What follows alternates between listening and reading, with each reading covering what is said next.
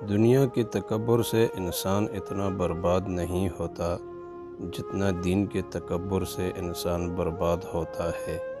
ایسے نیک نہ بنے کہ ہر بندہ گنہگار نظر آنے لگے۔ جو اللہ کے آگے روتے ہیں اور ٹوٹ جاتے ہیں تو اللہ انہیں پھر جوڑ دیتا ہے، ایک نئی سوچ دیتا ہے، ایک نئی طاقت دیتا ہے اور ایک نئی راہ دکھاتا ہے۔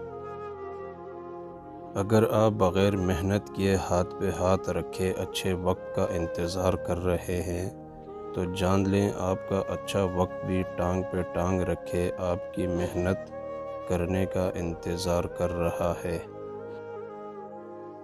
پتہ ہے لوگ ہمیں جیتے جی کیوں مار دیتے ہیں، کیونکہ ہم انہیں یہ اختیار دیتے ہیں کہ ان کے جو جی میں آئے ہمارے ساتھ ایسا سلوک کرے۔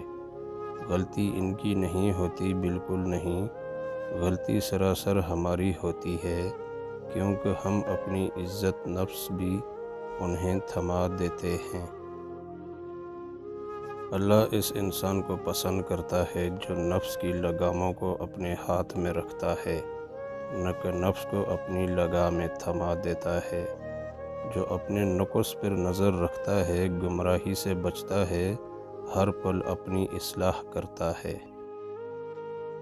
آزمائش تو بس ایک دروازہ ہے جس کے اس پار ہماری ظرف کا آئینہ ہے۔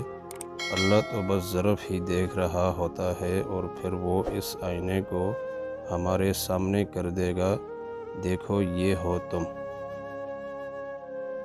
میں نے وقت سے سیکھا ہے کہ ہر اس انسان کو آزاد کر دینا چاہیے جس کا آپ کی محبت میں دم گھٹ رہا ہو۔ آپ بہت قیمتی ہیں اور آپ کے جذبات سے بڑھ کر کوئی چیز معنی نہیں رکھتی۔ آپ خود ہی اپنے لیے بہترین دلاسا ہیں، بہترین دوست، بہترین دنیا اور مشکل وقت میں بہترین تھپکی جو آپ کو کبھی ہارنے نہیں دیتی۔